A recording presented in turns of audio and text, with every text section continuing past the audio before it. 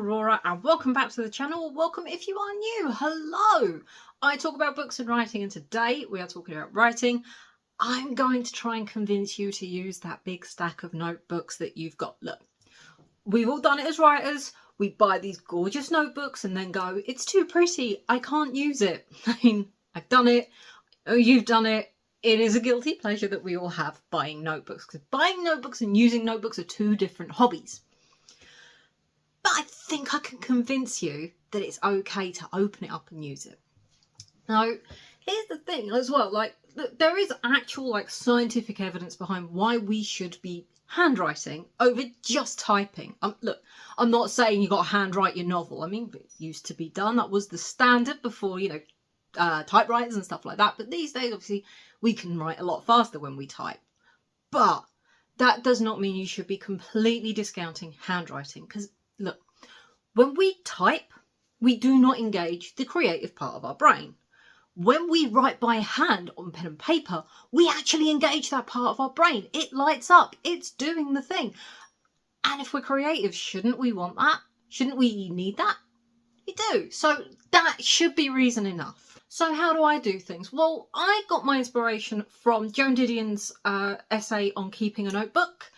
And I highly recommend it if you haven't read it. You can probably find it online. It is in the book Slouching Towards Bethlehem, which I had bought the other day and I'm currently reading because I only read on keeping a notebook, and it is just fantastic. Her writing is incredible. Well worth reading her stuff. I'd already read also Play It As It Lays, which is a very bleak book, but beautifully written. So yeah, I kind of got it from her, and I keep a notebook. So this is not like a commonplace book or a journal. It's not even a list book. It's not a brain dump. It's certainly not pretty. It's just a notebook. It is all of those things, except for pretty. It's definitely not pretty. But we're going to get to that bit and why that's important. So yeah, it is all sorts of things. So I am going to grab a quote. Oh my God, I'm actually quoting from a book that I'm talking about. Who is this girl, right? So on what her thing on keeping a notebook is, and it says, it is a good idea then to keep in touch. And I suppose that keeping in touch is what notebooks are all about. And yeah, we should keep in touch with ourselves. Look, notebooks these days, I mean, journaling these days, you see it online and they are stunning looking. Don't get me wrong. I'm not here to read people for, having beautiful notebooks. You want beautiful, this journal with me, and they've got God knows how much money in supplies, and they're doing these beautiful collages with these gorgeous pens and all this lovely calligraphy. We're getting a ton of pens to choose from and all these inks, and one, that's really expensive, and two, it's freaking intimidating, man. I want to pick stuff up and I'm like, oh, but it's never going to look like that if it's not going to look like that. What's the point? Well, the point is to use the damn notebook. Not every notebook has to be pretty. And the other thing is, we're creatives.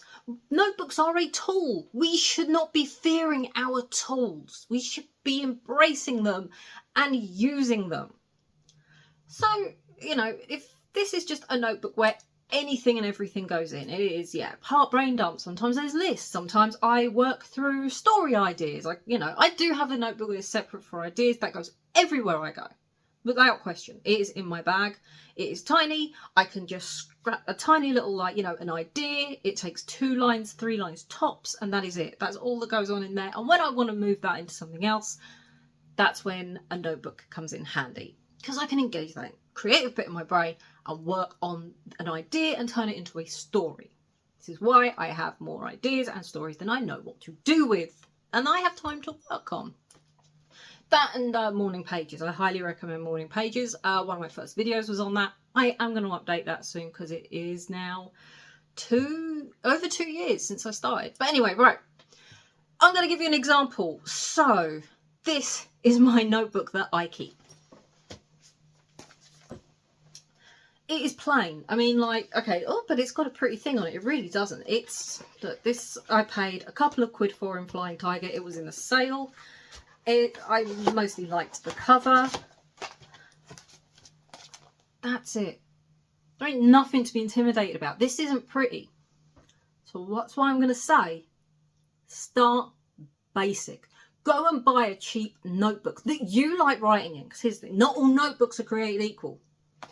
I personally don't like, although I have got and I have occasionally used wire-bound ones, but they go in my bag, you know, my keys or something catches on that wire, it pulls it out thing, and then I can't turn the page properly, and I just don't want to use the notebook anymore, and it's a complete waste of time, money, paper, anything. This will take a pounding. And here's the look inside. I'm not going to go into like mad detail, but that is all it is. It is. We've got a little list here from a story idea. I've got just bits and pieces. I've got a quote here that was absolutely loved. To get better, one must stop idealising a mythical past, which is just, you know, it's got quotes, it's got things. Where did it come from? I want to say a YouTube video about Disco Elysium. Just don't ask me which one, because there's loads of them, and I really like Disco Elysium. I was down a rabbit hole. You know, I do use post-it notes in here to, you know, if I get like a scrap of something and I'm like, okay, this doesn't belong here, but I'll put it, I want to be able to move it. And look, it's a battered old notebook. I can throw it around. It can get dinged up. It can get banged up. I'm not precious about it. Don't be precious about your notebook. All right, the pretty expensive ones, I get it. But you got to start using them. Otherwise, what's the point? The whole purpose of a notebook is to fill it. What you fill it with is down to you. That gets filled with everything. It doesn't have any one purpose or, you know, it's not designed with any one thing.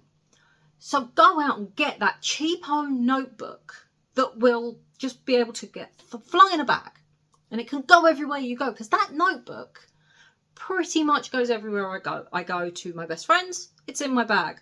I'm on the coach to see my partner, it's in my bag. I go for a coffee, it's in my bag. Hell, I go shopping just in case I want to stop and get like a coffee. It's in my bag, and I will have it out, and I will be writing in it while I am sat having a coffee. Because I'll tell you what, it beats doom scrolling. I still doom scroll, right? I'm not perfect. I'm not saying this notebook's going to beat doom scrolling and I'm going to get you absolutely, you know, using your expensive fancy notebooks by the end of the week. I'm going to get you on the path to it. I still doom scroll too much, and I still have notebooks where I go, I can't, it's too nice.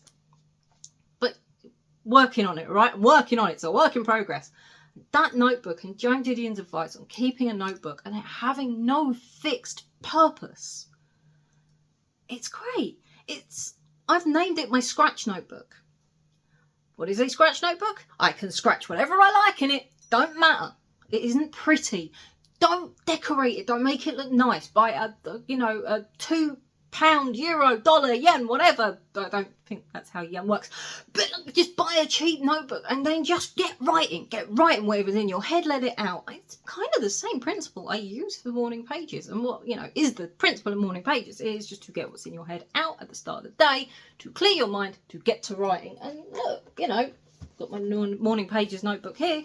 It's no different. All right, I'll put a sticker on this one. This one's special.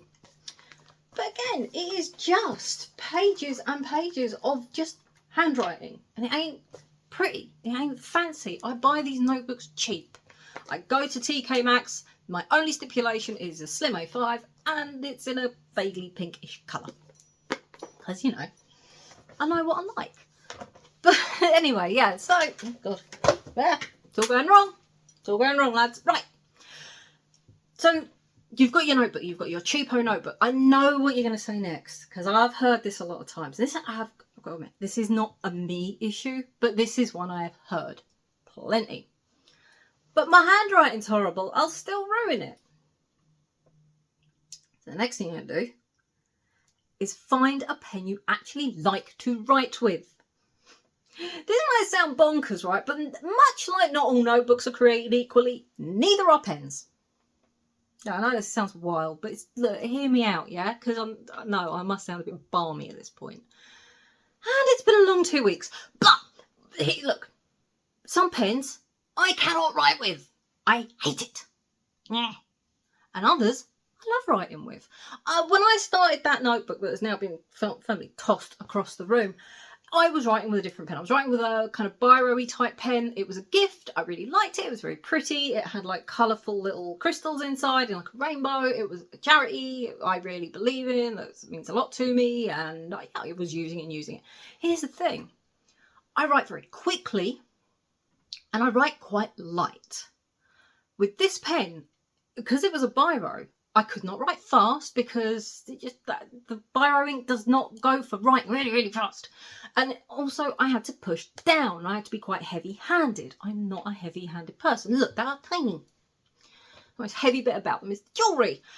And look, it was too much. I was getting really uncomfortable. I'd write for like a page and be like, my hand is cramping and it hurts. My handwriting looks fine. But I moved up now. Is it on here still? Yeah. I bought these. I bought a pack of these for £1.50. They are a sort of, let's have a look. Come on. You know, bean, right. You can sort of see it's kind of like a felt tippy type job. They are an ink I can write very, very quickly, and I can write very, very light. I don't have to be heavy-handed. So I can go and go and go and go because I just like, you know. And I tell you what, when you find a pen that lets you write in the way that is natural to you, your handwriting will improve because you are writing comfortably. Discomfort does usually mean some scruffier handwriting. And here's the other thing. And this is why we don't, why we don't like AI people that, well, I can't draw. You're never going to learn if you don't do it. Your handwriting's never going to improve if you don't actually have a go and handwrite.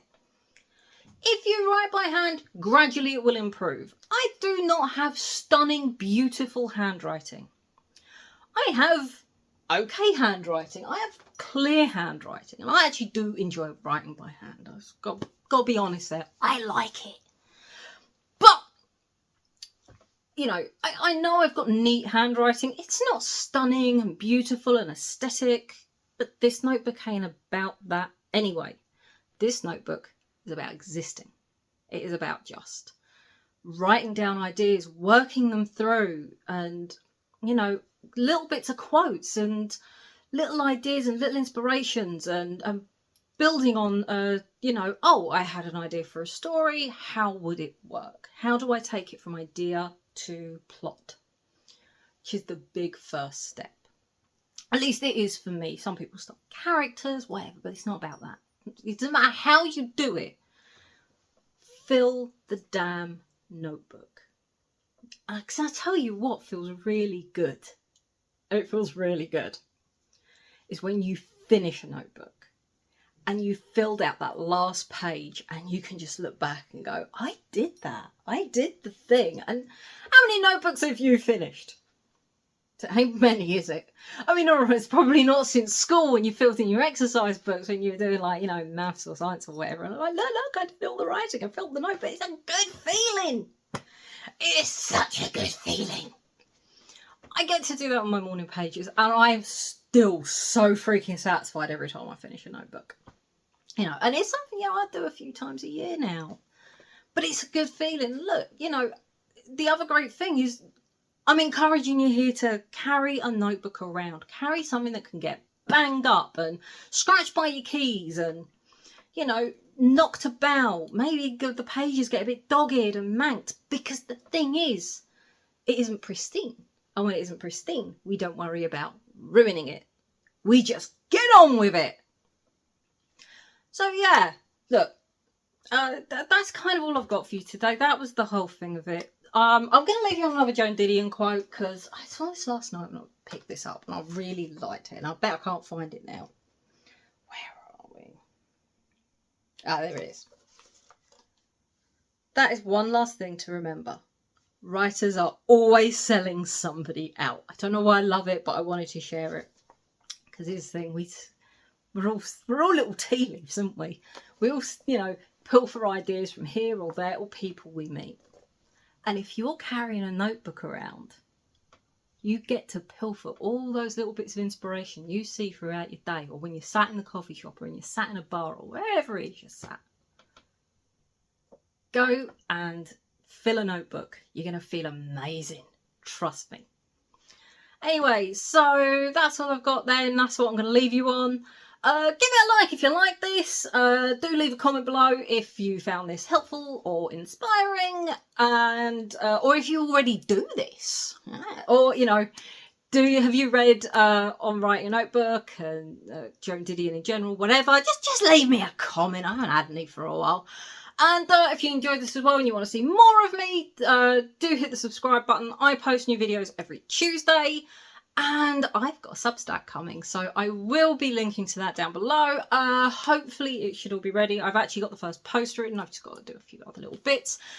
And on that note, I will see you all later. Have an amazing rest of your day. Take care, guys. Bye.